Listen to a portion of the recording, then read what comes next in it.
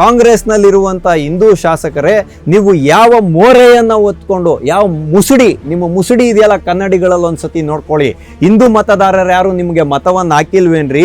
ನೀವು ಈ ಪರಿಯಾದ ಓಲೈಕೆಯನ್ನು ಮಾಡಿದ್ರೆ ಅವ್ರು ಹಿಂದೂ ಸಮಾಜದ ಮೇಲೆ ಎರಗಿ ಬಿದ್ದು ಈ ರೀತಿ ಕೋಮು ದಂಗೆಗಳನ್ನ ಮಾಡದೆ ಮತ್ತೇನು ಮಾಡ್ತಾರೆ ಅನ್ನೋಂಥ ಪ್ರಶ್ನೆ ನೀವು ಇಟ್ಕೊಳ್ಳಿ. ನಿಮಗೆ ಮೂರು ಬಿಟ್ಟವ್ರು ಊರಿಗೆ ದೊಡ್ಡವರು ಅನ್ನೋ ರೀತಿಯಲ್ಲಿ ನಾಚಿಕೆ ಮಾನ ಮರ್ಯಾದೆಯನ್ನು ಬಿಟ್ಟು ಯಾವ ರೀತಿಯಾಗಿ ಬಂದು ನಮ್ಮ ಮನೆಗಳ ಮುಂದೆ ನೀವು ಮತವನ್ನು ಕೇಳ್ತೀರಾ ಅನ್ನೋಂಥ ಪ್ರಶ್ನೆಯನ್ನು ಇಟ್ಕೊಳ್ಳಿ. ಗೋಹತ್ಯೆ ನಿಷೇಧ ಕಾನೂನ ಎಲ್ಲಿ ಜಾರಿಯಲ್ಲಿದೆ ಅನ್ನೋದಕ್ಕೆ ನೀವು ಇವತ್ತು ಹೇಳಬೇಕು. ಯಾರಾದರೂ ಹಿಂದೂ ಸಂಘಟನೆಯ ಕಾರ್ಯಕರ್ತರು ಗೋವುಗಳನ್ನು ಹಿಡಿದ್ರೆ ಅವ್ರ ಮೇಲೆ FIR ಹಾಕುವಂಥ ಕೆಲಸನ ಈ ಸರ್ಕಾರ ಮಾಡುತ್ತೆ. ಸಾಬ್ರ ಸರ್ಕಾರ. ಕಿಡಿಗೇಡಿಗಳಿರ್ತಾರೆ ಸಮಾಜದಲ್ಲಿ, ಕೋಮು ಸಂಘರ್ಷವನ್ನು ಮಾಡುವಂಥ ಕಿಡಿಗೇಡಿಗಳು ಅವ್ರ ಪ್ರಬುದ್ಧ ಮಾನಕ್ಕೆ ಬಂದು ನಾಯಕರಾಗಿ ಬೆಳೆದು MLAಗಳಾಗಿ, MP ಗಳಾಗಿ, ಗ್ರಾಮ ಪಂಚಾಯಿತಿ, ಜಿಲ್ಲಾ ಪಂಚಾಯಿತಿಯ ಸದಸ್ಯರುಗಳಾಗಿ ನಮ್ಮನ್ನ ಮೇಲೆ ಆಡಳಿತ ನಡೆಸುವಂಥ ನಾಯಕರಾಗಿ ಹೊರಹೊಮ್ತಾರೆ. ಕಾಂಗ್ರೆಸ್ ಪಕ್ಷಕ್ಕೂ ಕೂಡ ಬೇಕಾಗಿರ್ತಕ್ಕಂಥದ್ದೇ. ಶಿವಲಿಂಗದ ಮೇಲೆ ಇವರು ಮಲಮೂತ್ರಗಳನ್ನು ಎಸೆದಿದ್ದಾರೆ, ಅಪವಿತ್ರಗೊಳಿಸಿದ್ದಾರೆ ಅನ್ನುವಂಥ ಗಲಭೆ ಸೃಷ್ಟಿಯಾಗಿತ್ತು ಶಿವರಾತ್ರಿ ಹಬ್ಬದ ಒಂದು 2020 ಕಳೆದ 3-4 ವರ್ಷದಿಂದ. ಈಗ ಆ ಗಲಭೆ ಪ್ರಕರಣಗಳನ್ನು ತಕ್ಕೊಂಡು 100 ಜನರನ್ನು ಕೂಡ ಆ ಗಲಭೆಯಲ್ಲಿ ಇನ್ವಾಲ್ವ್ ಆಗಿರೋರನ್ನ ಖುಲಾಸೆ ಮಾಡುವಂಥ ಕೆಲಸ ನಡೀತಿದೆ. ಮತಾಂತರ ನಿಷೇಧ ಕಾಯ್ದೆಯನ್ನು ವಾಪಸ್ ತಗೋಬೇಕು, ಗೋಹತ್ಯೆ ನಿಷೇಧ ಕಾನೂನನ್ನು ವಾಪಸ್ ತಗೋಬೇಕು, ಮುಸಲ್ಮಾನರಿಗೆ ರಾಜಕೀಯದಲ್ಲಿ ಪ್ರಾತಿನಿಧ್ಯವನ್ನು ಕೊಡಬೇಕು. ಇನ್ನೆಷ್ಟು ಕೊಡಬೇಕು? ಕರ್ನಾಟಕ ರಾಜ್ಯದಲ್ಲಿರ್ತಕ್ಕಂಥ ಸ್ಪೀಕರೇ ಇವತ್ತು ಮುಸಲ್ಮಾನರು. ಸಿದ್ದರಾಮಯ್ಯನವ್ರು ನಾನೇನು ಹಿಂದೂ ಅಲ್ವಾ ಅಂತ ಕೇಳೋದಾದರೆ, ಹಿಂದೂ ಧರ್ಮವನ್ನು ಸಂರಕ್ಷಣೆ ಮಾಡೋದ್ರಲ್ಲಿ ನಿಮ್ಮ ಪಾತ್ರ ಏನು ಅನ್ನೋಂಥ ಪ್ರಶ್ನೆಯನ್ನು ಮುಖ್ಯಮಂತ್ರಿಗಳೇ ನೀವು ನಿಮ್ಮ ಮುಂದೆ ಇಟ್ಕೊಬೇಕು. ನಿಮ್ಮ ಈ ವರ್ತನೆಗಳಿಂದನೇ ಇವತ್ತು ನಮಗೆ ಬೇಜಾರಾಗ್ತಿರ್ತಕ್ಕಂಥದ್ದು. ನೀವು ಆಡಳಿತದ ಸೂತ್ರವನ್ನು ಸುಸೂತ್ರವಾಗಿ ನಡೆಸ್ಕೊಂಡು ಹೋಗ್ತಾ ಇದ್ದೀರಾ. ಅದಕ್ಕೆ ಕಾರಣ ನಿಮ್ಮ ಹತ್ರ ಇರುವಂಥ ಬಹುಮತವೇ ಹೊರತು ನೀವು ತುಷ್ಟೀಕರಣ ಮಾಡ್ತಾ ಇಲ್ಲ ಅಂತ ಹೇಳಿದ್ರೆ ಅತಿ ಸಾಮಾನ್ಯ ನಾಗರಿಕರು ಕೂಡ ಯಾರೂ ಒಪ್ಪಲ್ಲ. ಕರ್ನಾಟಕ ರಾಜ್ಯದಲ್ಲಿ ಆಡಳಿತಾರೂಢವಾಗಿರತಕ್ಕಂಥದ್ದು ಕಾಂಗ್ರೆಸ್ ಪಕ್ಷವೋ ಅಥವಾ ಸಾಬ್ರ ಸರ್ಕಾರವೋ ಅನ್ನುವಂಥ ಪ್ರಶ್ನೆಯನ್ನು ನಾನು ಸಿದ್ದರಾಮಯ್ಯನವ್ರ ಮುಂದೆ ಇಡ್ತಾ ಇದ್ದೀನಿ. ಟಿವಿ ವಿಕ್ರಮದ ಸಮಸ್ತ ವೀಕ್ಷಕರಿಗೆ ಆಟೋವಾಲಾ ಕಾರ್ಯಕ್ರಮಕ್ಕೆ ಆತ್ಮೀಯವಾದ ಸ್ವಾಗತ. ನಾನು ನಿಮ್ಮ ಜಯಂತ್ ಪಾಂಡೆ. ಸ್ನೇಹಿತರೆ, ಆಟೋವಾಲಾ ಕಾರ್ಯಕ್ರಮಕ್ಕೆ ನಾವಿಂದು ಆಯ್ದುಕೊಂಡಂತಹ ವಿಷಯ ಕರ್ನಾಟಕದಲ್ಲಿರೋದು ಸಾಬರ ಸರ್ಕಾರ. ಹೌದು ಸ್ನೇಹಿತರೆ, ನಾನು ಈ ರೀತಿಯಾಗಿ ಹೇಳ್ತಾ ಇರೋದಕ್ಕೆ ಒಂದು ಪ್ರಬಲವಾದ ಕಾರಣ ಉಂಟು.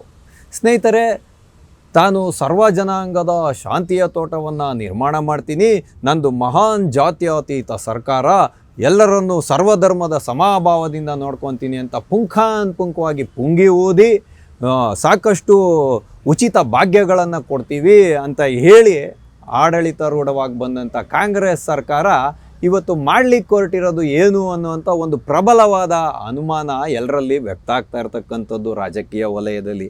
ಯಾಕೆ ಅಂತ ಹೇಳಿದ್ರೆ, ಹೇಳಿ ಕೇಳಿ ಕಾಂಗ್ರೆಸ್ ಸರ್ಕಾರ ಬಂದ ಮೇಲೆ ಮುಸಲ್ಮಾನರ ಓಲೈಕೆ ಮೇರೆ ಮೀರಿರ್ತಕ್ಕಂಥದ್ದಂತೂ ಬಹು ಸ್ಪಷ್ಟವಾಗಿ ಕೈಗನ್ನಡಿಯಂತೆ ಎಲ್ಲರ ಕಣ್ಣ ಮುಂದೆ ಕಾಣ್ತಿದೆ.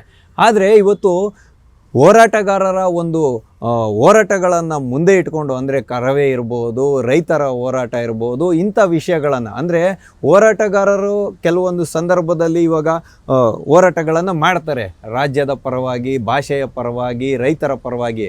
ಅಂಥ ಒಂದು ಪ್ರತಿಭಟನೆಗಳನ್ನು ಮಾಡಿದಾಗ ಅವ್ರ ಮೇಲಿರುವಂಥ ಕೇಸ್ಗಳನ್ನು ಹಿಂಪಡೆದ್ರೆ ಅದಕ್ಕೆ ಯಾರು ಏನು ಚಕಾರನಕಾರ ಎತ್ತೋದಿಲ್ಲ. ಆದರೆ ಅದರ ನೆಪವನ್ನು ಒಡ್ಡಿ ಅದರ ಜೊತೆಯಲ್ಲಿ ಕೋಮು ಗಲಭೆಗಳ ಕೇಸ್ಗಳನ್ನು ವಾಪಸ್ ಪಡಿತಾ ಇರತಕ್ಕಂಥದ್ದು ಇವತ್ತು ಬಹು ಅನುಮಾನಗಳಿಗೆ ಎಡೆಯನ್ನು ಮಾಡಿಕೊಡ್ತಿರ್ತಕ್ಕಂಥದ್ದು. ಇದು ಏನನ್ನು ಸೂಚಿಸ್ತಿದೆ ಅಂತ ಹೇಳಿದ್ರೆ, ಕರ್ನಾಟಕ ರಾಜ್ಯ ಸರ್ಕಾರ ಮುಸಲ್ಮಾನರ ಅಣತಿಯ ಮೇರೆಗೆ ಕರ್ನಾಟಕದಲ್ಲಿ ಆಡಳಿತವನ್ನು ನಡೆಸ್ತಿದೆ ಅನ್ನುವಂಥ ಬಹು ಸ್ಪಷ್ಟವಾದಂಥ ಅನುಮಾನ ನಂದು ಇಲ್ಲಿ. ಯಾಕೆ ಅಂತ ಹೇಳಿದ್ರೆ, ಇವತ್ತು ಈ ರಾಜ್ಯ ಸರ್ಕಾರ ಮುಸಲ್ಮಾನರ ಮುಲ್ಲಾ ಮೌಲ್ವಿಗಳ ಕೈಗೊಂಬೆಯಂತೆ ಏನಾದರೂ ವರ್ತನೆಯನ್ನು ಮಾಡ್ತಿದೆಯಾ ಅಂತ ಒಂದು ಪ್ರಬಲವಾದಂಥ ಅನುಮಾನ ನಮಗೆ ವ್ಯಕ್ತ ಆಗ್ತಾ ಇರ್ತಕ್ಕಂಥದ್ದು. ಯಾಕೆ ಅಂತ ಹೇಳಿದ್ರೆ, ಒಂದು ಮೊಕದ್ದಮೆ ಅಥವಾ ಒಂದು ಪ್ರಕರಣ ನ್ಯಾಯಾಲಯದಲ್ಲಿದ್ದಾಗ ಅದ್ರ ಬಗ್ಗೆ ಯಾವುದೇ ಒಂದು ನಿರ್ಧಾರವನ್ನು ತಗೊಬಾರ್ದು ಅಂತ ಹೇಳ್ತಕ್ಕಂಥದ್ದು ಸುಸ್ಪಷ್ಟವಾದಂಥ ವಿಷಯ. ಹಾಗಾಗಿ ಕಳೆದ ಸರ್ಕಾರ, ರಾಜ್ಯ ಸರ್ಕಾರ ಏನು ಮಾಡಿತ್ತು ಅಂದರೆ, ಹಿಜಾಬನ್ನು ಬ್ಯಾನ್ ಮಾಡಿತ್ತು. ಸಮವಸ್ತ್ರದ ಭಾಗವಲ್ಲ ಹಿಜಾಬ್ ಅಂತ ಹೇಳಿ ಬ್ಯಾನ್ ಮಾಡಿತ್ತು. ಅದಕ್ಕೆ ಇವರು ಒಡ್ಡಿದಂಥ ನೆಪ ಯಾವುದು? ತಿಲಕಗಳಿರ್ಬೋದು, ಕಾಶಿದಾರ್ಗಳಿರ್ಬೋದು, ಜನಿವಾರ್ಗಳಿರ್ಬೋದು, ಇವು ಕೂಡ ಸಮವಸ್ತ್ರದ ಭಾಗವಲ್ಲ ಅಂತ ಹೇಳ್ಬಿಟ್ರು. ನೋಡಿ, ಕರ್ನಾಟಕ ಶೈಕ್ಷಣಿಕ ಕಾಯ್ದೆಗಳ ಅನ್ವಯದಲ್ಲಿ ಸಮವಸ್ತ್ರ ಅಂತ ಹೇಳ್ತಕ್ಕಂಥದ್ದು ಅನಿವಾರ್ಯ, ಅದನ್ನು ಪಾಲನೆ ಮಾಡಬೇಕು ಅಂತ ಹೈಕೋರ್ಟ್ ಕೂಡ ಹೇಳಿತ್ತು. ಹಾಗಾಗಿ ಹಿಜಾಬ್ ಅಂತ ಹೇಳ್ತಕ್ಕಂಥದ್ದು ಕುರಾನ್ನಲ್ಲಿ ಉಲ್ಲೇಖ ಇಲ್ಲ, ಹಾಗಾಗಿ ಇದು ಇಸ್ಲಾಂನ ಪ್ರಾಕ್ಟೀಸ್ ಅಲ್ಲ ಅನ್ನುವಂಥ ಒಂದು ಅಭಿಪ್ರಾಯವನ್ನು ವ್ಯಕ್ತಪಡಿಸಿತ್ತು. ಅದ್ರ ಮೇಲೆ ಇವಾಗ ಸುಪ್ರೀಂ ಕೋರ್ಟ್ಗೆ ಹೋಗಿದ್ದಾರೆ. ಆದರೆ ಇದು 4 ವರ್ಷಗಳಿಂದ ಜಾರಿಯಲ್ಲಿದ್ದಿದ್ದು ಹಿಜಾಬನ್ನು ಧರಿಸ್ಕೊಂಡು ಹೋಗಂಗಿಲ್ಲ, ಶಾಲೆಯ ಗೇಟಿನ ಒಳಗಡೆ ಹೋದ್ಮೇಲೆ ಹಿಜಾಬನ್ನು ತೆಗಿಬೇಕು ಅನ್ನೋದು. ಆದರೆ CET ಪರೀಕ್ಷೆಗಳು ನಡೆಯುವಾಗ, ನೀಟ್ ಪರೀಕ್ಷೆಗಳು ನಡೆಯುವಾಗ ಏನು ಮಾಡ್ತಾಯಿದ್ರು, ಜನಿವಾರಗಳನ್ನು ಕಟ್ ಮಾಡ್ತಕ್ಕಂಥದ್ದು, ಮೂಗುತಿಗಳನ್ನು ಬಿಚ್ಚಿಸ್ತಕ್ಕಂಥದ್ದು ಮಾಡ್ತಾಯಿದ್ರು. ಆದರೆ ಈಗ ಶಿಕ್ಷಣ ಸಚಿವರು ಏನು ಮಾಡಿಬಿಟ್ರು ಅಂದರೆ ಹಿಜಾಬನ್ನು ಈ ಶೈಕ್ಷಣಿಕ ವರ್ಷದಿಂದ ಹಾಕ್ಕೊಂಬರ್ಬೋದು ಅಂತ ಹೇಳ್ಬಿಟ್ಟು ಮಾಡ್ರು. ಇದು ಮೊದಲನೆಯ ಅನುಮಾನ ವ್ಯಕ್ತ ಆಗ್ತಾ ಇರ್ತಕ್ಕಂಥದ್ದು. ನೀವು ಈ ದೇಶದ ಸಂವಿಧಾನಕ್ಕೆ, ಈ ದೇಶದ ನ್ಯಾಯಾಲಯಕ್ಕೆ ಗೌರವವನ್ನು ಕೊಡೋರಾದರೆ ಶಿಕ್ಷಣ ಸಚಿವರೇ, ನೀವು ತತ್ಕೂಡಲೇ ಈ ಆದೇಶವನ್ನು ಹಿಂಪಡಿಬೇಕು. ಯಾಕೆಂದರೆ ಸುಪ್ರೀಂ ಕೋರ್ಟ್ನಲ್ಲಿ ಪ್ರಕರಣ ಇದೆ. ಸುಪ್ರೀಂ ಕೋರ್ಟ್ನ ತೀರ್ಪು ಬಂದ ಮೇಲೆ ನೀವು ಏನು ಬೇಕಾದರೂ ಮಾಡಿ, ಆವಾಗ ನಾವು ಇದನ್ನು ಮಾಡೋಣ. ಆದರೆ ಇಲ್ಲಿ ನೀವು ಕೋಮು ಸಂಘರ್ಷಕ್ಕೆ ಎಡೆ ಮಾಡಿಕೊಡ್ತಿದ್ದೀರಾ, ಮತ್ತೊಂದು ಧರ್ಮದಂಗಲ್ಗೆ ಒಂದು ಅಡಿಪಾಯವನ್ನು ಹಾಕ್ಕೊಡ್ತಿದ್ದೀರಾ ಅಂತಲೇ ನಾವಿಲ್ಲಿ ಹೇಳ್ಬೋದು. ಯಾಕೆಂದರೆ ಈಗಾಗಲೇ ಸಿಡಿದೆದ್ದಿರೋ ಅಂಥ ಹಿಂದೂ ಪರ ಸಂಘಟನೆಗಳು ಈ ಸತಿ ಶಾಲೆಗಳು ಮರುಪ್ರಾರಂಭ ಆದಾಗ ನಾವು ಕೇಸರಿ ಶಾಲುಗಳನ್ನ ಹಂಚ್ಕೊಂಡು ಕೂತ್ಕೊಳ್ತೀವಿ, ಎಲ್ಲರೂ ಕೇಸರಿ ಶಾಲುಗಳನ್ನು ಹಾಕ್ಕೊಂಬರ್ತೀವಿ ಅಂತ ಹೇಳುವಂಥ ಒಂದು ಇವಾಗ ಆಂದೋಲನ ಶುರುವಾಗ್ತಿದೆ. ಇವ್ರು ಹಿಜಾಬನ್ನು ಹಾಕ್ಕೊಂಬಂದರೆ ಇವ್ರು ಕೇಸರಿ ಶಾಲು ಹಾಕ್ಕೊಂಬರ್ತಾರೆ ಅಂತ. ಸರ್ವ ಜನಾಂಗದ ಶಾಂತಿಯ ತೋಟ ಅಂದರೆ ಇದೇನಾ ನೀವು ಮಾಡೋಕ್ಕೆ ಕೊಟ್ಟಿರೋ ಅಂಥದ್ದು ಅನ್ನೋಂಥ ಒಂದು ಅಭಿಪ್ರಾಯ. ಮತ್ತು ಈಗ SIR ನಡಿಬೇಕು. SIRಗೆ ರಾಜ್ಯ ಸರ್ಕಾರ ತೊಡಗಾಲ ಹಾಕ್ಕೊಂಡು ಕೂತಿದೆ, ತಾನೆಲ್ಲಿ ಎಡವಿ ಬಿದ್ದುಬಿಡ್ತೀನೋ ಅಂತ. ನೋಡಿ ಸ್ನೇಹಿತರೆ, ಇಲ್ಲಿ SIR ಅಂತ ಹೇಳ್ತಕ್ಕಂಥದ್ದು ಸಹಜವಾಗಿ ನಡೆಯುವಂಥ ಒಂದು ಪ್ರಕ್ರಿಯೆ. ಮತದಾರರ ಪಟ್ಟಿಯನ್ನು ಶುದ್ಧೀಕರಣ ಮಾಡೋದು, ತೀವ್ರವಾಗಿ ಶುದ್ಧೀಕರಣ ಮಾಡೋದು. ಅದು ಪ್ರತಿ ವರ್ಷ ಶುದ್ಧೀಕರಣ ಆಗ್ತಿರುತ್ತೆ. ಅದರಲ್ಲೂ ಕೂಡ ಕೆಲವು ಬಿಟ್ಟು ಹೋದಂಥವು ಮತ್ತು ಯಾವುದ್ಯಾವುದು ಅನಧಿಕೃತ ಮತಗಳಿದೆಯೋ ಅವನ್ನೆಲ್ಲ ತೆಗಿಲೇಬೇಕಾಗುತ್ತೆ. ಅದರಲ್ಲಿ 2 ಮಾತಿಲ್ಲ. ಇದು ಸಂವಿಧಾನ ಸ್ವಾಯತ್ತ ಸಂಸ್ಥೆಯಾದಂಥ ಚುನಾವಣಾ ಆಯೋಗಕ್ಕೆ, ಕೇಂದ್ರ ಮತ್ತು ರಾಜ್ಯ ಚುನಾವಣಾ ಆಯೋಗಗಳಿಗೆ ಕೊಟ್ಟಿರುವಂಥ ಒಂದು ಪರಮೋಚ್ಚವಾದ ಅಧಿಕಾರ. ಅದನ್ನು ಚಲಾಯಿಸಲೇಬೇಕು. ಇದರಲ್ಲಿ Congress, BJP, JDS, Aam Aadmi party, BSP party ಅಂತ ಯಾರು ಏನು ಮಧ್ಯ ವಹಿಸ್ಲಿಕ್ಕೆ ಸಾಧ್ಯನೇ ಇಲ್ಲ.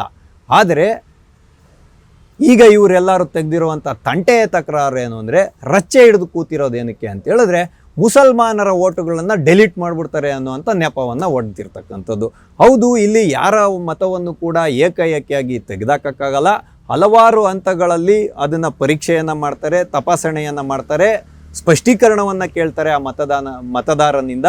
ಅವರು ಸ್ಪಷ್ಟೀಕರಣವನ್ನು ಕೊಡ್ಲಿಕ್ಕೆ ಆಗದೇ ಇದ್ದಾಗ, ಖಂಡಿತವಾಗೂ ಈ ಮತ ಅನಧಿಕೃತ ಅಂತ ಹೇಳಿದಾಗ ಆ ಮತವನ್ನು ಡೆಲೀಟ್ ಮಾಡಲೇಬೇಕಾಗುತ್ತೆ. ಆದರೆ ಇವರೆಲ್ಲರ ಸಂಕಟ ಏನು, ಹೊಟ್ಟೆ ಒಳಗೆ ಗಡಿಬಿಡಿ ಏನು ಅಂತ ಹೇಳಿದ್ರೆ, 27 ಲಕ್ಷ ಮತಗಳು ಇವಾಗ ಪೆಂಡಿಂಗಲ್ಲಿ ಇಟ್ಟಿದ್ದಾರೆ. ಅಂದರೆ ಅದನ್ನು ಇನ್ನೂ ಯಾವುದೇ ನಿರ್ಧಾರವನ್ನು ಮಾಡಿಲ್ಲ. ಆದರೆ 27 ಲಕ್ಷ ಮತಗಳನ್ನು ಏನು ಪಶ್ಚಿಮ ಬಂಗಾಳದಲ್ಲಿ ಇವಾಗ ತಡೆ ಹಿಡಿಯಲಾಗಿದೆ, ಅದಕ್ಕೆ ಕೋರ್ಟ್ ಹೇಳಿರ್ತಕ್ಕಂಥದ್ದು ಏನು ಅಂದರೆ, ಇವು ಪ್ರತ್ಯೇಕ ಪ್ರಕರಣಗಳಾಗಿ ತೊಗೊಂಬನ್ನಿ, ಒಟ್ಟಿಗೆ ತೊಗೊಂಬಂದರೆ ನಾವೇನು ಮಾಡೋದಕ್ಕಾಗಲ್ಲ ಅಂತ ಅವುಗಳನ್ನ ಇವಾಗ ನೋಡ್ತಿದ್ದಾರೆ, ಚೆಕ್ ಮಾಡ್ತಿದ್ದಾರೆ. ಅದನ್ನು ನ್ಯಾಯಾಂಗ ಅಧಿಕಾರಿಗಳು ಚೆಕ್ ಮಾಡ್ತಿದ್ದಾರೆ. ಆದರೆ ಇವರು ಈ ಕಾಂಗ್ರೆಸ್ ಪಾರ್ಟಿ ಕೊಡೋಂಥ ಸ್ಪಷ್ಟತೆ ಏನಂದರೆ, ಯಾವುದೇ ಒಬ್ಬ ಮತದಾರ ಮತದಾನದ ಹಕ್ಕಿಂದ ವಂಚಿತ ಆಗಬಾರ್ದು, ಖಂಡಿತವಾಗಿ ಆಗಬಾರ್ದು. ಆದರೆ ಇಲ್ಲಿ ತೆಗೆದು ಹಾಕಿರುವಂಥ ಹೆಸರುಗಳು ಅಕ್ರಮ ವಲಸಿಗರದ, ಅಥವಾ 2 ಕಡೆ ಹೆಸರುಗಳನ್ನು ಇಟ್ಕೊಂಡಿರೋ ಅಂಥವ್ರ, ಅಥವಾ ಒಂದು ರಾಜ್ಯವನ್ನೋ ಒಂದು ಊರನ್ನು ಬಿಟ್ಟು ಬೇರೆ ಕಡೆಗೆ ವಲಸೆ ಹೊರಟೋಗಿರೋವಂಥ ವ್ಯಕ್ತಿಯದ್ದ ಅನ್ನೋದನ್ನು ಮಾತ್ರ ಮುಚ್ಚಿಡ್ತಾರೆ. ಪಶ್ಚಿಮ ಬಂಗಾಳದಲ್ಲಿ ಮಮತಾ ದೀದಿ ಸರ್ಕಾರನ ಎತ್ಕಟ್ಬಿಟ್ಟು ಅಲ್ಲಿ ತೀವ್ರ SIRನ ವಿರುದ್ಧ ಮಮತಾ ದೀದಿನ ಎತ್ಕಟ್ಟಿ ಕೋರ್ಟ್ಗಲ್ಲಿ ಹಂಗೆ ಮಾಡಿಬಿಟ್ಟು, ಕೇರಳದಲ್ಲಿ ಇವರು ಯಾವುದೇ ರೀತಿಯಾದಂಥ ಹೋರಾಟವನ್ನು ಮಾಡದೆ ಇವತ್ತು ಸುಭದ್ರವಾದ ಸರ್ಕಾರವನ್ನು ರಚನೆ ಮಾಡಿಕೊಂಡ್ರು. ಅಲ್ಲೂ ಕೂಡ ಮುಸಲ್ಮಾನರು ಇದೆಯಲ್ಲ, ಮುಸ್ಲಿಂ ಲೀಗು, ಅವರ ಅಣತಿ ಮೇಲೆ ನಡೆಯೋ ಸರ್ಕಾರನ ಅಲ್ಲಿ ಇವಾಗ ಸ್ಥಾಪನೆ ಮಾಡ್ಕೊಂಡಿದ್ದಾರೆ. ಕರ್ನಾಟಕದ ವಿಷಯಕ್ಕೆ ಬರೋದಾದರೆ, ಇತ್ತೀಚೆಗೆ ಏನಾಯ್ತಪ್ಪ ಅಂತ ಹೇಳಿದ್ರೆ, ಮುಸಲ್ಮಾನರು ಬಲ ಪ್ರದರ್ಶನವನ್ನು ಮಾಡ್ರು ಫ್ರೀಡಮ್ ಪಾರ್ಕಲ್ಲಿ. ಅವಾಗ 10 ಬೇಡಿಕೆಗಳನ್ನ ಇಟ್ಟಿದ್ದಾರೆ, ಮುಂದೆ ಇಟ್ಟಿದ್ದಾರೆ. ಹಿಜಾಬ್ದೊಂದು, ಮತ್ತು ವಕಫ್ ಬೋರ್ಡ್ದು ಪ್ರಾಪರ್ಟಿಗಳು, ಇವಾಗ ಉಮೀದ್ ಆ್ಯಕ್ಟ್ ಆಗಿದೆಯಲ್ಲ ಅದ್ರ ಬಗ್ಗೆ ನೋಡಬೇಕಂತೆ. ಉಮೀದು ಮತ್ತು ವಕಫ್ ಬೋರ್ಡ್ನ ಒಂದು ಆಸ್ತಿಗಳ ವಿಚಾರಣೆ ಏನಿದೆ ಸೂಕ್ತವಾದ ದಾಖಲಾತಿಗಳನ್ನ ತೊಗೊಂಬಂದು ಉಮೀದ್ ಪೋರ್ಟಲಲ್ಲಿ ಅಪ್ಡೇಟ್ ಮಾಡಿದ್ರೆ ಕೇಂದ್ರ ಸರ್ಕಾರನೇ ಇರ್ಬೋದು, ರಾಜ್ಯದ ಒಂದು ಉಮೀದ್ ಬೋರ್ಡ್ ಇರ್ಬೋದು, ಅದನ್ನು ಅಂಗೀಕಾರ ಮಾಡ್ತಾರೆ ರೀ. ಅದಕ್ಕೆ ಯಾಕೆ ರಾಜ್ಯ ಸರ್ಕಾರ ಮಧ್ಯಪ್ರವೇಶ ಮಾಡಬೇಕು? ನಿಮ್ಮಲ್ಲಿ ಸೂಕ್ತ ದಾಖಲಾತಿಗಳಿದ್ರೆ ಕೊಡಿ ಅಂತ ಕೇಳಿರ್ತಕ್ಕಂಥದ್ದು. ವಕ್ತ್ ಬೈ ಪ್ರಾಕ್ಟೀಸ್, ವಕ್ತ್ ಬೈ ಯೂಸರ್ನ ಬಗ್ಗೆ ಕೋರ್ಟಲ್ಲಿ ಡಿಸೈಡ್ ಆಗುತ್ತದು. ಆದರೆ ಈ ಸರ್ಕಾರ ಏನಂದರೆ ಸಾಬರ ಬಲದ ಮೇಲೆ ಗೆದ್ದು ಬಂದುಬಿಟ್ಟಿರೋದು. ನಾವೇನ ನಿಮಗೆ ಮತ ಹಾಕಿಲ್ಲ ಅಂದರೆ ಎಲ್ಲಿ ದಾವಣಗೆರೆಯಲ್ಲಿ ಮೊನ್ನೆ ನಡೀತಲ್ಲ, ಆವಾಗ ಹೆಂಗೆ SDPI ಕಡೆಗೆ ಹೊರಟೋಯ್ತಲ್ಲ ಓಟ್ಗಳು, ಆ ರೀತಿಯಾಗಿ ನಾವು ಮಾಡಿಬಿಡ್ತೀವಿ ಅಂತ ಒಂದು ಗುಮ್ಮನ ತೋರಿಸಿ ಕಾಂಗ್ರೆಸ್ ಸರ್ಕಾರನ ಸೂತ್ರದ ಗೊಂಬೆ ಥರ ಮುಸ್ಲಿಂ ಸಂಘಟನೆಗಳು ಆಡಿಸ್ತಿರ್ತಕ್ಕಂಥದ್ದು ಇಲ್ಲಿ ಸುಸ್ಪಷ್ಟವಾಗಿ ಕಾಣ್ತಿದೆ. ಇವ್ರಿಗೆ ಧರ್ಮಾಧಾರಿತವಾದಂಥ ಮೀಸಲಾತಿಯನ್ನು ಕೊಡ್ಲಿಕ್ಕೆ ಬರೋದಿಲ್ಲ ಅನ್ನೋದು ಸ್ಪಷ್ಟವಾಗಿ ಗೊತ್ತಿದ್ರು ಕಾಂಗ್ರೆಸ್ ಪಾರ್ಟಿಗೆ. ಸಂವಿಧಾನದ ಮಹಾನ್ ರಕ್ಷಕರು ಅಂತ ಬಿಂಬಿಸ್ಕೊಳ್ತಿರೋ ಇವರು 2B ಮೀಸಲಾತಿಯನ್ನು ತೊಗೊಂಬರೋದಕ್ಕೆ ಮುಸ್ಲಿಂ ಸಮುದಾಯ ಬೇಡಿಕೆಯನ್ನಿಟ್ಟರೆ ಅದನ್ನು ವಾಪಸ್ ತೊಗೊಂಬರ್ತೀವಿ 2B ಮೀಸಲಾತಿಗೆ ಅನ್ನುವಂಥ ಒಂದು ಇದನ್ನು ಬೇಷರತ್ತಾಗಿ, ಅಂದರೆ ನೀವೇನು ಬೇಕಾದ್ರೂ ಹೇಳಿ ನಾವು ಅದನ್ನು ಪಾಲನೆ ಮಾಡ್ತೀವಿ ಅನ್ನೋ ರೀತಿಯಲ್ಲಿ ವರ್ತನೆ ಮಾಡ್ತಿದ್ದೀರಾ ಅಂದರೆ ನೀವು ಸಂವಿಧಾನಿಕವಾಗಿ ಆಡಳಿತವನ್ನು ನಡೆಸ್ತಿದ್ದೀರಾ, ಮುಸ್ಲಿಮರ ಅಣತಿಯ ಮೇಲೆಗೆ ಆಡಳಿತವನ್ನು ನಡೆಸ್ತಿದ್ದೀರಾ ಅನ್ನುವಂಥ ಪ್ರಶ್ನೆ ನಮ್ಮನ್ನು ಕಾಡ್ತಿರ್ತಕ್ಕಂಥದ್ದು. ಅದಾದಮೇಲೆ ಈಗ ಆಳಂದದು ಲಾಡ್ಲೆ ಮಶಾಕ್ ದರ್ಗಾದಲ್ಲಿ ಶಿವಲಿಂಗದ ಮೇಲೆ ಇವರು ಮಲಮೂತ್ರಗಳನ್ನು ಎಸೆದಿದ್ದಾರೆ, ಅಪವಿತ್ರಗೊಳಿಸಿದ್ದಾರೆ ಅನ್ನುವಂಥ ಗಲಭೆ ಸೃಷ್ಟಿಯಾಗಿತ್ತು ಶಿವರಾತ್ರಿ ಹಬ್ಬದ ಒಂದು 2020 ಕಳೆದ 3-4 ವರ್ಷದಿಂದ. ಈಗ ಆ ಗಲಭೆ ಪ್ರಕರಣಗಳನ್ನು ತಕ್ಕೊಂಡು 100 ಜನರನ್ನು ಕೂಡ ಆ ಗಲಭೆಯಲ್ಲಿ ಇನ್ವಾಲ್ವ್ ಆಗಿರೋರನ್ನ ಖುಲಾಸೆ ಮಾಡುವಂಥ ಕೆಲಸ ನಡೀತಿದೆ. KJ ಹಳ್ಳಿ DJ ಹಳ್ಳಿ ಗಲಭೆದೂ ಇದೇ ರೀತಿ ಮಾಡಿ ಕೂರಿಸಿದ್ರು. ಅದಾದಮೇಲೆ ಹುಬ್ಬಳ್ಳಿ ಗಲಭೆ ಪ್ರಕರಣನೂ ಈ ರೀತಿಯಾಗಿ ಮಾಡ್ರು. ಎಷ್ಟೆಲ್ಲ ಕೋಮು ಗಲಭೆಗಳು ನಡೆದಾಗಲೂ ಕೂಡ ಈ ಸರ್ಕಾರ ಏನು ಮಾಡುತ್ತೆ, ಮುಸಲ್ಮಾನರ ಪರವಾಗಿ ನಿಂತ್ಕೊಳ್ಳುತ್ತಲ್ಲ. ನಾನು ಈ ಕಾಂಗ್ರೆಸ್ ಪಕ್ಷದಲ್ಲಿರುವಂಥ ಮಹಾನ್ ಘಟಾನುಘಟಿ ನಾಯಕರಿಗೆಲ್ಲ ಕೇಳೋವಂಥ ಪ್ರಶ್ನೆ ಏನು ಅಂತ ಹೇಳಿದ್ರೆ, ನೀವು ಸರ್ವ ಜನಾಂಗದ ಶಾಂತಿಯ ತೋಟ ಅಂತ ಹೇಳ್ತೀರಾ. ಹೌದು, ಈ ಎಲ್ಲ ಗಲಭೆಗಳ ಒಂದು ಹಿನ್ನೆಲೆಯಲ್ಲಿ ಇವಾಗ ಕೆಲವರು ಮುತಾಲಿಕ್ ಅಂತವರು, ಚೈತ್ರ ಕುಂದಾಪುರ ಅಂತ ಹಿಂದೂ ಪರ ನಾಯಕರಿರ್ಬೋದು, ಕೆಲವರು ಸಾಧು ಸಂತರುಗಳು ಇರ್ತಾರೆ, ಅವರ ಹೆಸರುಗಳನ್ನು ನೀವು ಹಿಂಪಡೆದಿದ್ದೀರಾ. ಆದರೆ ಹಿಂದೂ ಸಮಾಜ ಯಾವತ್ತೂ ಕೇವಲ ಕೇಸ್ಗಳಿಗೋಸ್ಕರ ಭಯಪಟ್ಟು ತನ್ನ ಹೋರಾಟವನ್ನು ಹಿಂದೆ ತೆಗೆದುಕೊಳ್ಳೋ ಅಂಥ ಯಾವ ಪ್ರಮೇಯವೂ ಬರೋದಿಲ್ಲ. ನ್ಯಾಯಾಂಗ ಏನು ಹೇಳುತ್ತೋ ಅದಕ್ಕೆ ಕಟಿಬದ್ಧರಾಗೆ ಹಿಂದೂ ಸಂಘಟನೆಗಳು ಕೆಲಸವನ್ನು ಮಾಡ್ತಕ್ಕಂಥದ್ದು. ನಾವು ಆರಾಧನೆ ಮಾಡುವಂಥ ಶಿವಲಿಂಗವನ್ನು ಅಪವಿತ್ರಗೊಳಿಸಿದ್ರೆ ನಿಷೇಧಾಜ್ಞೆಯನ್ನು ಗಾಳಿಗೆ ತೂರಿ ಅಲ್ಲಿಗೆ ಹೋಗಬಾರ್ದಾ, ಕಾನೂನನ್ನು ಪ್ರಶ್ನೆ ಮಾಡಬಾರ್ದಾ ಅನ್ನುವಂಥ ಪ್ರಶ್ನೆ ಇದೆ. ಅದನ್ನು ನ್ಯಾಯಾಲಯದಲ್ಲಿ ಎದುರಿಸಿ ನಿಲ್ತಾರೆ ಹಿಂದೂ ಸಂಘಟನೆಗಳು. ಇವ್ರ ಥರ ಬೆದರಿ ಸರ್ಕಾರನ ಕೈಗೊಂಬೆ ಮಾಡಿಕೊಂಡು ಕೇಳಕ್ಕೆ ಹೋಗಲ್ಲ. ಮತ್ತು ಮತಾಂತರ ನಿಷೇಧ ಕಾಯ್ದೆಯನ್ನು ವಾಪಸ್ ತಗೋಬೇಕು, ಗೋಹತ್ಯೆ ನಿಷೇಧ ಕಾನೂನನ್ನು ವಾಪಸ್ ತಗೋಬೇಕು, ಮುಸಲ್ಮಾನರಿಗೆ ರಾಜಕೀಯದಲ್ಲಿ ಪ್ರಾತಿನಿಧ್ಯವನ್ನು ಕೊಡಬೇಕು, ಇನ್ನೆಷ್ಟು ಕೊಡಬೇಕು. ಕರ್ನಾಟಕ ರಾಜ್ಯದಲ್ಲಿರ್ತಕ್ಕಂಥ ಸ್ಪೀಕರೇ ಇವತ್ತು ಮುಸಲ್ಮಾನರು, ನಾವೆಲ್ಲರೂ ಸ್ವೀಕಾರ ಮಾಡಿಲ್ವಾ? ಅದು ನಿಮ್ಮ ಪಕ್ಷದ ಒಳಗಡೆ ನೀವು ಜುಟ್ಟಿಡ್ಕೊಂಡು ಕೇಳಬೇಕು. ಆದರೆ ಸಂವಿಧಾನಕ್ಕೆ ಬರುವಂಥ ಸಂವಿಧಾನದ ಅಡಿಯಲ್ಲಿ ನಡೆಯುವಂಥ ಆಡಳಿತದಲ್ಲಿ ನೀವು ಪ್ರಶ್ನೆಗಳನ್ನು ಕೇಳಿ, ಆದರೆ ಸರ್ಕಾರವನ್ನು ಕೈಗೊಂಬೆಯನ್ನು ಮಾಡ್ಕೊಬಾರ್ದು ಅನ್ನುವಂಥ ಒಂದು ವಿಷಯವನ್ನು ಕೂಡ ಮುಸ್ಲಿಂ ಸಮುದಾಯ ಇಲ್ಲಿ ನೆನಪಿನಲ್ಲಿ ಇಟ್ಕೊಬೇಕು. ಹಾಗಾಗಿ ಸಿದ್ದರಾಮಯ್ಯನವ್ರು ಏನು ಮಾಡ್ತಿದ್ದಾರೆ ಅಂತ ಹೇಳಿದ್ರೆ, ಮುಸಲ್ಮಾನರ ಓಲೈಕೆಯನ್ನು ತುಷ್ಟೀಕರಣವನ್ನು ಮಾಡಿಕೊಂಡು ಅವರ ಆಡಿಸಿದ ಸೂತ್ರದ ಗೊಂಬೆಯ ರೀತಿಯಲ್ಲಿ ವರ್ತನೆ ಮಾಡ್ತಾ ಇರತಕ್ಕಂಥದ್ದು ಹಿಂದೂ ಸಮಾಜದ ಸಾಮಾನ್ಯ ನಾಗರಿಕರ ಮನಸ್ಸಿನ ಮೇಲೆ ಗಾಢವಾದ ಪರಿಣಾಮವನ್ನು ಬೀರ್ತಿದೆ. ಕಾಂಗ್ರೆಸ್ನಲ್ಲಿರುವಂಥ ಹಿಂದೂ ಶಾಸಕರೇ, ನೀವು ಯಾವ ಮೋರೆಯನ್ನು ಹೊತ್ಕೊಂಡು, ಯಾವ ನಿಮ್ಮ ಮುಸುಡಿ ಇದೆಯಲ್ಲ ಕನ್ನಡಿಗಳಲ್ಲಿ ಒಂದು ಸತಿ ನೋಡ್ಕೊಳ್ಳಿ. ಹಿಂದೂ ಮತದಾರರು ಯಾರು ನಿಮಗೆ ಮತವನ್ನು ಹಾಕಿಲ್ವೇನ್ರಿ? ನೀವು ಈ ಪರಿಯಾದ ಓಲೈಕೆಯನ್ನು ಮಾಡಿದ್ರೆ ಅವ್ರು ಹಿಂದೂ ಸಮಾಜದ ಮೇಲೆ ಎರಗಿ ಬಿದ್ದು ಈ ರೀತಿ ಕೋಮು ದಂಗೆಗಳನ್ನ ಮಾಡದೆ ಮತ್ತೇನು ಮಾಡ್ತಾರೆ ಅನ್ನೋಂಥ ಪ್ರಶ್ನೆ ನೀವು ಇಟ್ಕೊಳ್ಳಿ. ನಿಮಗೆ 3 ಬಿಟ್ಟು ಅವ್ರು ಊರಿಗೆ ದೊಡ್ಡವರು ಅನ್ನೋ ರೀತಿಯಲ್ಲಿ ನಾಚಿಕೆ ಮಾನ ಮರ್ಯಾದೆಯನ್ನು ಬಿಟ್ಟು ಯಾವ ರೀತಿಯಾಗಿ ಬಂದು ನಮ್ಮ ಮನೆಗಳ ಮುಂದೆ ನೀವು ಮತವನ್ನು ಕೇಳ್ತೀರಾ ಅನ್ನೋಂಥ ಪ್ರಶ್ನೆಯನ್ನು ಇಟ್ಕೊಳ್ಳಿ. ಕೇವಲ ಹಿಂದೂ ಸಮಾಜ ಸಹಿಷ್ಣುತೆಯನ್ನು ಹೊಂದಿದೆ ಮತ್ತು ಜಾತಿಯ ಆಧಾರದಲ್ಲಿ ಇವತ್ತು ಬೇರ್ಪಡೆವಾಗೋಗಿದ್ದಾರೆ, ಒಗ್ಗೂಡಿಲ್ಲ ಅನ್ನುವಂಥ ಏಕಮೇವ ಉದ್ದೇಶ ಇಟ್ಕೊಂಡು ನಾವೇನು ಮಾಡಿದ್ರು ನಡೆಯುತ್ತೆ ಅಂತ ಈ ಪರಿಯಾಗಿ ಮುಸಲ್ಮಾನರನ್ನು ನೀವು ಓಲೈಕೆ ಮಾಡ್ತಾ ಹೋದರೆ ಮುಂದೆ ಈ ದೇಶದ ಭವಿಷ್ಯ ಏನಾಗ್ಬೋದು ಅನ್ನುವಂಥ ಒಂದು ಚಿಂತನೆಯನ್ನು ಇಟ್ಕೊಳ್ಳಿ. ಇವತ್ತು ಬಾಂಗ್ಲಾದೇಶದಲ್ಲಿ ಇರ್ಬೋದು, ಪಾಕಿಸ್ತಾನದಲ್ಲಿರ್ಬೋದು, ಹಿಂದೂಗಳು ಅಲ್ಪಸಂಖ್ಯಾತರಾಗಿದ್ದಕ್ಕೆ ಅವ್ರ ಮೇಲೆ ಯಾವ ರೀತಿಯಾದಂಥ ಒಂದು ದೌರ್ಜನ್ಯಗಳು ನಡೀತಿದೆ, ಯಾವ ರೀತಿಯಾದ ಅತ್ಯಾಚಾರಗಳು ನಡೀತಿದೆ ಅನ್ನೋದನ್ನು ನೆನಪಿನಲ್ಲಿಟ್ಕೊಂಡು ಸಂವಿಧಾನ ಹೇಳ್ದಂತೆ ನೀವು ಆಡಳಿತವನ್ನು ನಡೆಸಬೇಕು. ಸಂವಿಧಾನ ಏನು ಹೇಳುತ್ತೆ ಅಂದರೆ ಸರ್ವರನ್ನು ಸಮಾನವಾಗಿ ಕಾಣಬೇಕು ಅಂತ. ಕೋಮು ದಂಗೆಗಳು ಮಾಡಿದವ್ರನ್ನ ಬಿಟ್ಬಿಡಿ ಅಂತ ಹೇಳಿಲ್ಲ, ಆದರೆ ಈ ಹಿಂದೂ ಸಮಾಜಕ್ಕೆ ಅಂಟಿರೋ ದೌರ್ಭಾಗ್ಯ ಏನು ಅಂತ ಹೇಳಿದ್ರೆ ಮತ್ತೆ ಇನ್ನೊಂದು ಸರ್ಕಾರಗಳು ಬಂದಾಗ ಈ ಪ್ರಕರಣಗಳನ್ನು ನಿರ್ಲಕ್ಷ್ಯ ಮಾಡಿಬಿಡ್ತಾರೆ.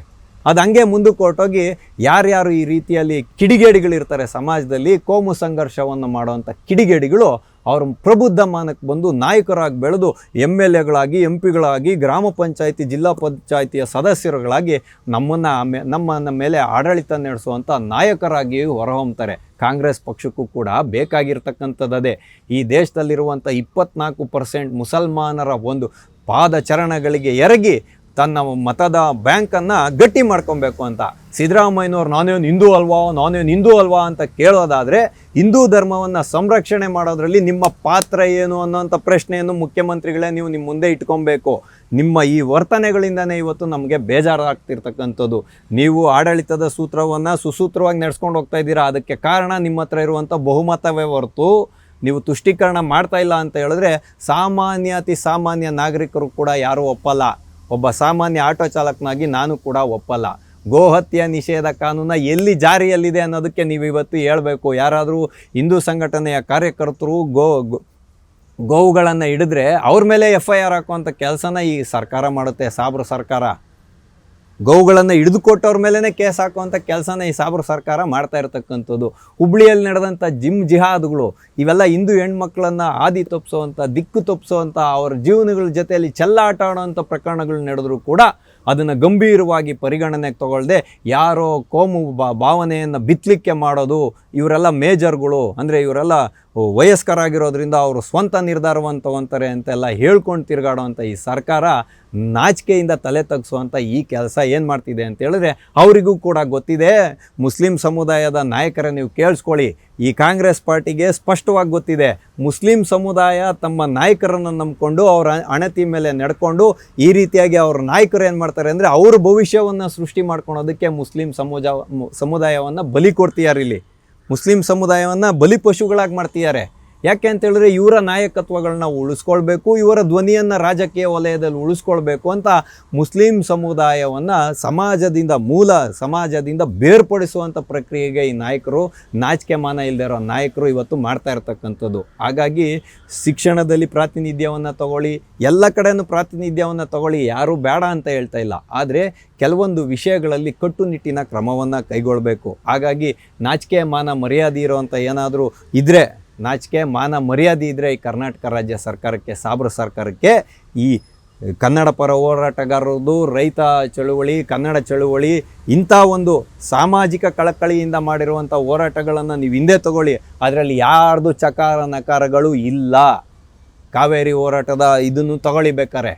ಆದರೆ ಯಾರು ಸರ್ಕಾರಿ ಈ ಪ್ರಾಪರ್ಟಿಗಳನ್ನು ನಷ್ಟ ಮಾಡಿದ್ದಾರೆ ಅಂಥದಕ್ಕೆ ಸೂಕ್ತವಾದಂಥ ದಾಖಲೆಗಳಿದ್ದರೆ ಅಂಥ ಮೊಕದ್ದಮೆಗಳನ್ನು ಹಿಂದಕ್ಕೆ ತೊಗೊಳಕ್ಕೆ ಹೋಗಬಾರ್ದು.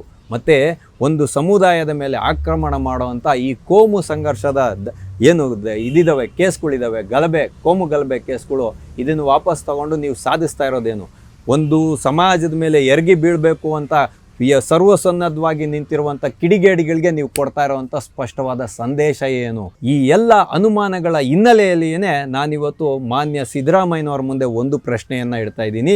ಕರ್ನಾಟಕ ರಾಜ್ಯದಲ್ಲಿ ಆಡಳಿತಾರೂಢವಾಗಿರತಕ್ಕಂಥದ್ದು ಕಾಂಗ್ರೆಸ್ ಪಕ್ಷವೋ ಅಥವಾ ಸಾಬ್ರ ಸರ್ಕಾರವೋ ಅನ್ನುವಂಥ ಪ್ರಶ್ನೆಯನ್ನು ನಾನು ಸಿದ್ದರಾಮಯ್ಯನವ್ರ ಮುಂದೆ ಇಡ್ತಾ ಇದ್ದೀನಿ. ಸ್ನೇಹಿತರೆ ನೋಡಿ, ಈ 3 ವರ್ಷ ಕಳೆದೋಯ್ತು, ಈ ಸರ್ಕಾರ ಮಾಡಿದ ಸಾಧನೆ ಏನೂ ಇಲ್ಲ.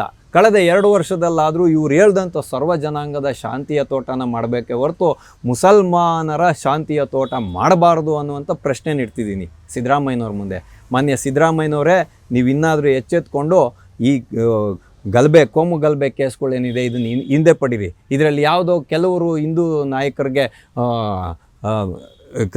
ಈ ಕೇಸಿಂದ ಹಿಂದೆ ಹೋಗೋ ಅವಕಾಶ ಸಿಗುತ್ತೆ ಅನ್ನೋವಂಥ ಸೂಕ್ಷ್ಮ ನಡವಳಿಕೆಯನ್ನು ನೀವು ತೋರಿಸೋದಕ್ಕೆ ಬರಬೇಡಿ. ಇಲ್ಲಿ ಆ ನೆಪದಲ್ಲಿ ಮುಸಲ್ಮಾನರ ಕಿಡಿಗೇಡಿಗಳನ್ನು ಸಂರಕ್ಷಣೆ ಮಾಡುವಂಥ ಕೆಲಸಕ್ಕೆ ನೀವು ಕೈ ಹಾಕಬಾರ್ದು. ನೀವೇನಾದರೂ ಈ ಕೋಮು ಗಲಭೆಗಳ ಕೇಸ್ಗಳನ್ನು ವಾಪಸ್ ಪಡ್ಕೊಂಡಿದ್ದೀರಲ್ಲ, ಇದನ್ನು ಮತ್ತೆ ವಾಪಸ್ ಅದನ್ನು ಸರಿಪಡಿಸ್ತಾ ಇದ್ರೆ, ಅಂದರೆ ಇವಾಗ ಈ ಕೋಮು ದಂಗೆಯ ಕೇಸ್ಗಳನ್ನು ನೀವು ವಾಪಸ್ ತೊಗೊಂಡಿದ್ದೀರಾ, ಅದನ್ನು ಮತ್ತೆ ವಾಪಸ್ ಹಾಕಬೇಕು. ನೀವು ಆ ಕೇಸ್ಗಳು ಹಂಗೆ ನಡಿಬೇಕು. ಆ ರೀತಿಯಾಗಿ ನೀವು ಮಾಡದೇ ಇದ್ದರೆ ನೀವು ಕರ್ನಾಟಕ ರಾಜ್ಯದಲ್ಲಿರ್ತಕ್ಕಂಥದ್ದು ಇದು ಕಾಂಗ್ರೆಸ್ ಸರ್ಕಾರ ಅಲ್ಲ, ಸಾಬ್ರ ಸರ್ಕಾರ ಅಂತ ನೀವು ಒಪ್ಕೊಂಡಂಗೆ ಆಗುತ್ತೆ ಪರೋಕ್ಷವಾಗಿ. ಹಾಗಾಗಿ ಮುಸ್ಲಿಂ ಸಮುದಾಯ ಇಲ್ಲಿ ಎಚ್ಚರಿಕೆಯನ್ನು ಇಡಬೇಕು. ಇವೆಲ್ಲ ಮತ್ತೆ ಇವರೇನೇ ಹಿಂಪಡೆದ್ರು ಕೂಡ ಅವು ಮುಂದೆ ನ್ಯಾಯಾಲಯದಲ್ಲಿ ಪ್ರಶ್ನೆಗೆ ಒಳಪಡ್ತವೆ. ನ್ಯಾಯಾಲಯ ಅದಕ್ಕೆ ಸ್ಟೇಯನ್ನು ಕೊಡುತ್ತೆ. ಇವರು ನಿಮ್ಗೇನು ಹೇಳಕ್ಕೆ ಕೊಟ್ಟಿರೋದು ಅಂದರೆ, ನಾವು ನಿಮ್ಮ ಪರವಾಗಿದ್ದೀವಿ, ನೀವು ಏನು ಹೇಳಿದ್ರು ಅದರಂತೆ ನಾವು ನಡಿತೀವಿ, ಜಿ ಹುಜೂರ್ ಅಂತ ಪಾಲಿಸ್ತೀವಿ ಅಂತ ಹೇಳುವಂಥ ಸಂದೇಶವನ್ನು ಮುಸ್ಲಿಂ ಸಮುದಾಯದ ಮುಂದೆ ಇಡೋದನ್ನು ಮಾಡ್ತಿದ್ದಾರೆ ಅಂತ ಹೇಳುವಂಥ ವಿಷಯವನ್ನು ನಿಮ್ಮೆಲ್ಲರ ಮುಂದೆ ಇಡುವುದರ ಮುಖಾಂತರ ಇಂದಿನ ಆಟೋವಾಲ ಕಾರ್ಯಕ್ರಮವನ್ನು ನಾವು ಮುಗಿಸ್ತಾ ಇದ್ದೇವೆ. ಮುಂದೆ ಇಂತಹದ್ದೇ ಒಂದು ಕುತೂಹಲಕಾರಿಯಾದ ವಿಷಯದೊಂದಿಗೆ ನಾವೆಲ್ಲರೂ ಮತ್ತೆ ಭೇಟಿಯಾಗೋಣ. ಅಲ್ಲಿವರೆಗೂ ಟಿ ವಿ ವಿಕ್ರಮವನ್ನು ಸಬ್ಸ್ಕ್ರೈಬ್ ಮಾಡುವುದರ ಮುಖಾಂತರ, ನಿಮ್ಮ ಸದ್ವಿಚಾರಗಳನ್ನು ಕಾಮೆಂಟ್ ಮಾಡುವುದರ ಮುಖಾಂತರ ಹಾಗೂ ಶೇರ್ ಮಾಡುವುದರ ಮುಖಾಂತರ ನಮ್ಮನ್ನು ಪ್ರೋತ್ಸಾಹಿಸಿ. ಟಿವಿ ವಿಕ್ರಮ, ದೇಶ ನಿಮ್ಮ ಕೈಯಲ್ಲಿ. ಈ ಕಾರ್ಯಕ್ರಮ ನಿಮಗೆ ಇಷ್ಟ ಆಗಿದ್ದಲ್ಲಿ ಲೈಕ್, ಶೇರ್ ಹಾಗೂ ಕಮೆಂಟ್ ಮಾಡಿ. ಟಿವಿ ವಿಕ್ರಮದ ಕಾರ್ಯಕ್ರಮಗಳನ್ನು ನಿರಂತರವಾಗಿ ವೀಕ್ಷಿಸಲು ಸಬ್ಸ್ಕ್ರೈಬ್ ಮಾಡಿ, ಬೆಲ್ ಐಕನ್ ಒತ್ತಿ.